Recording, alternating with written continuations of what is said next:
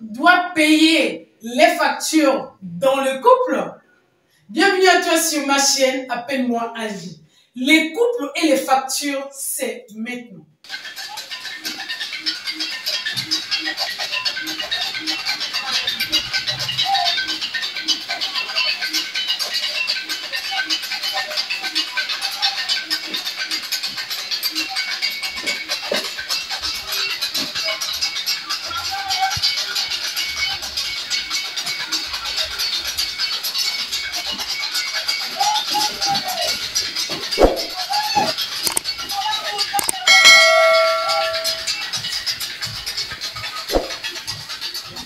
Une bonne relation de couple se construit dans le temps.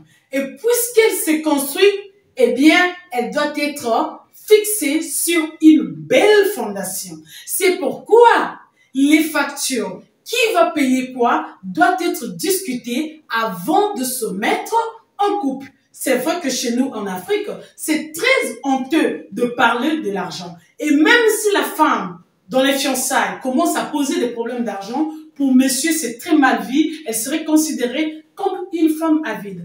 Apparemment, vous ne trouvez pas que c'est pas adapté à notre contexte actuel, à la période Internet, c'est pas adapté au 21e siècle. Après tout, nos ancêtres n'utilisaient même pas l'argent. En tout cas, ils en utilisaient presque pas. C'est tout à fait normal qu'eux, ils ne discutent pas l'argent. Par contre, toi et moi, si. C'est pourquoi, dès le fiançailles, nous devons être clairs sur qui va payer quoi, quand et pourquoi. Et une fois dans le mariage, c'est-à-dire en couple, mettez votre argent ensemble. Pourquoi c'est tabou? Combien gagne monsieur? Combien gagne madame? Que vaut madame? Qu'est-ce qu'elle gagne par jour? Mais pourquoi vous cachez à monsieur? Hein, chère sœur, tu as des tontines partout. Ton mari ne sait pas combien tu gagnes. Et même quand tu perçois ton salaire, pourquoi tu caches à ton mari? Du coup, vous ne savez pas combien vous gagnez exactement dans le foyer. Monsieur paye la maison, monsieur paye le courant, monsieur paye le... Oulala, c'est très fatigant. Et toi, ma soeur, si on te demandait de tout payer, je t'assure qu'au bout de 3 mois, tu ne vas pas y arriver. Tu verras combien c'est difficile. Alors, brisons ce tabou, cassons ce plafond, dépassons ce mur, mettons notre argent dans le couple ensemble. Comme ça, on saura comment le gérer. Après avoir mis votre argent ensemble, en ce moment-là, payez d'abord vos besoins avant tout. Privilégiez les besoins, puis les désirs plus tard. S'il en reste, vous pourrez payer les désirs. Donc, payez d'abord vos besoins. La maison, l'électricité, le câble, je sais pas, des chaînes, l'eau, tout ça là, l'école des enfants si vous en avez. Qui paye quoi? Eh bien, ça va dépendre de combien tu gagnes. Si toi, ma soeur, tu gagnes plus que le mari, mais ce n'est pas gênant de payer genre, comment on appelle, des factures qui sont plus chères dans la maison. Et à toi, monsieur, je te conseille de payer la maison parce que tu sais, nous ne sommes pas sous d'autres cieux. Hein. Ici, en Afrique, monsieur est le chef de la femme. Alors, pour garder ton autorité, peu importe, c'est à toi de payer la maison. Pour ne pas dire la nourriture aussi. Comme ça, tu auras ton pouvoir, d'accord? Et puis, les restes, tu peux donner à madame si elle est généreuse, comme moi. Donc, elle va pouvoir payer l'école des enfants, les courants, et puis, pourquoi pas, les transports, d'accord?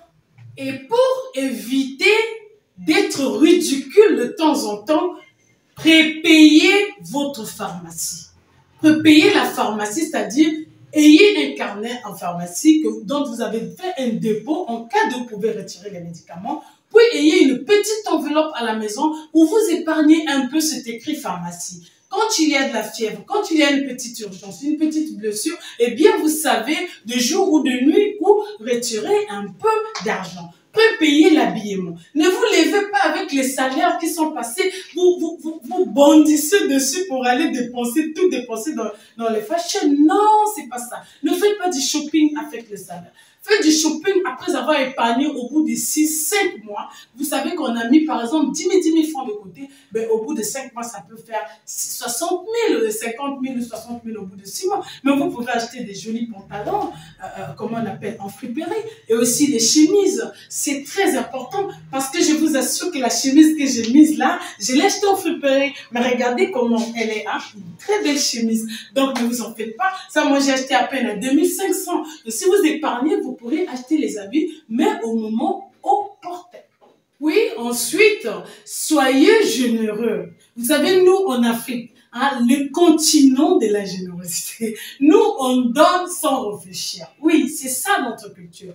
Dans ce contexte-là, ben, il faut toujours avoir un peu. Parce que dès qu'il y a un problème, là-bas, on va t'appeler cotisation 15 000, 15 000.